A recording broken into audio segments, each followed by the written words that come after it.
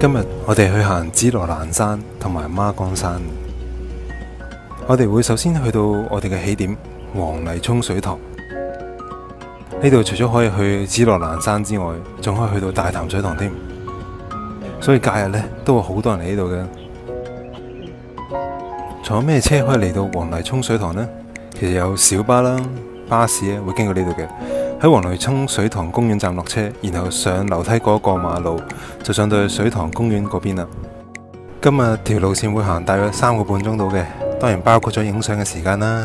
不過上上落落嘅樓梯先係重點，要有行到腳軟嘅心理準備啊！繼續講返黃泥涌水塘先，佢係繼薄扶林水塘同埋大潭水塘之後第3座興建嘅水塘，並喺1899年落成嘅。佢嘅作用係大潭水塘外嘅輔助水源。儲水量為2700萬加侖。隨住其他大型水塘相繼落成，黃泥涌水塘喺1986年改為香港首個蛙艇公園。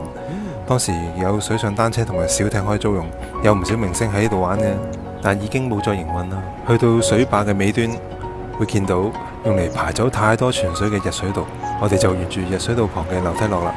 之後向左行，好快就見到個分岔路口。右手邊係位於山腰嘅紫羅蘭山徑，可以輕輕鬆鬆咁去行到紫江橋嘅。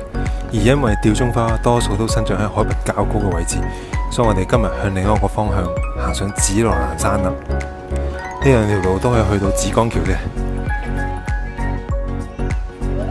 紫羅蘭山原名高同山，高433米，全程都鋪好咗樓梯㗎，但係要有定心理準備。今日全程上上落落都係樓梯，坦白講，行完之後嗰日，我哋對腳都酸酸軟軟咁樣。不過行完就有好大嘅滿足感嘅，因為除咗可以欣賞到吊鐘花之外，上完孖崗山落山嗰陣，仲可以望住赤柱個靚景咁落，都會令到你非常之滿足嘅。一開始冇耐就會見到一棵捲曲咗嘅馬尾松，大自然真係犀利。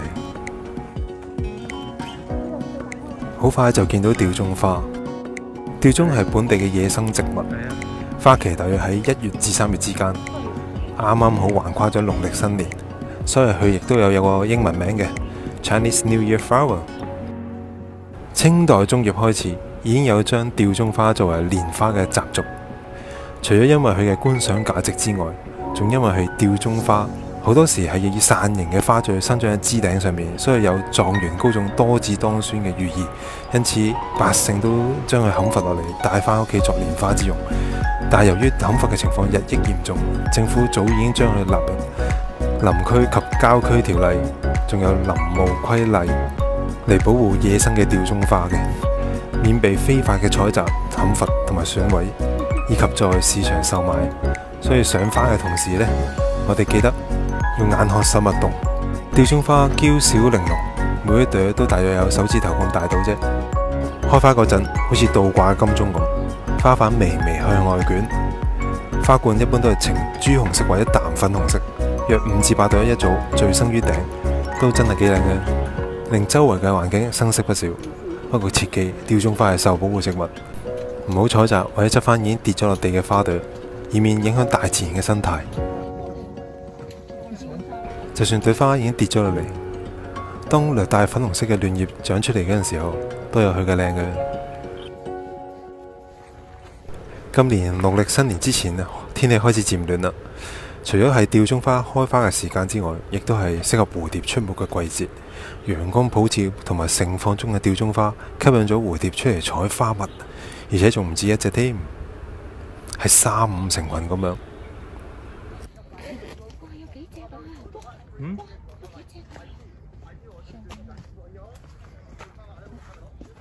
哇！呢度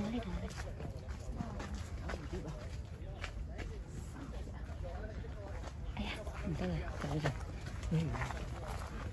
跟唔住。我哋繼續沿住梯級上山，好彩大部分路段呢，兩邊呢都有樹木遮擋陽光，如果唔係，真係會曬到燶晒嘅。行咗大約45分鐘度呢，就上到嚟紫羅蘭山433米高嘅山頂啦。可以見到跑馬地啦、灣仔啦、銅鑼灣一帶嘅，仲有陽明山莊。而轉個身就可以望到深水灣海洋公園同埋南丫島添，景色非常開揚。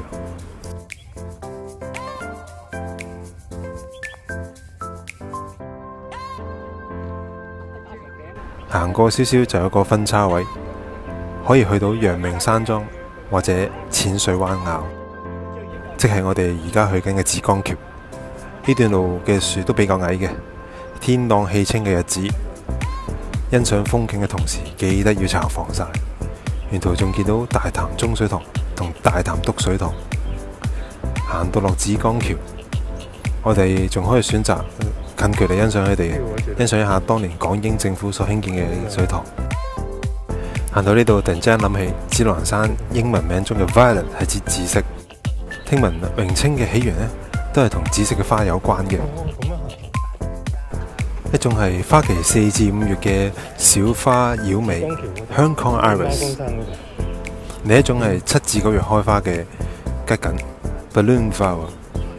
而加上今日我哋欣賞到嘅吊鐘花，仲有生喺孖崗山，花期喺冬天11月至1月嘅大頭茶 Hong Kong Gardenia。睇嚟呢一段路都好容易撞到花期嘅，我哋已經心思思想行多一次啦。行到呢度好清楚咁見到大潭中水塘，而我哋亦都接近行完紫羅蘭山啦。山下邊就係紫江橋，位於大潭中水塘同淺水灣中間嘅。喺紫江橋休息一下之後，就迎接今日嘅戲肉啦——孖崗山。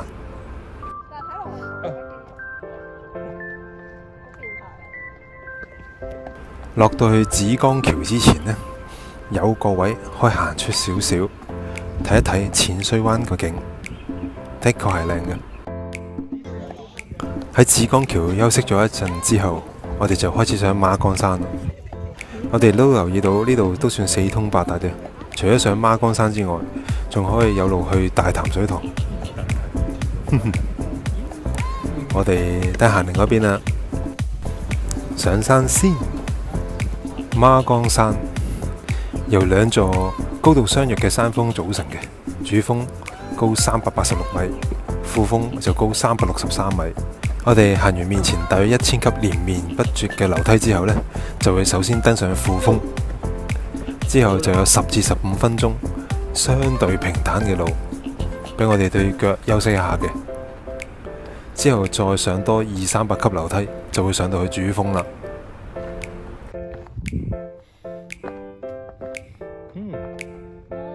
赤柱嗰邊啊，係啊。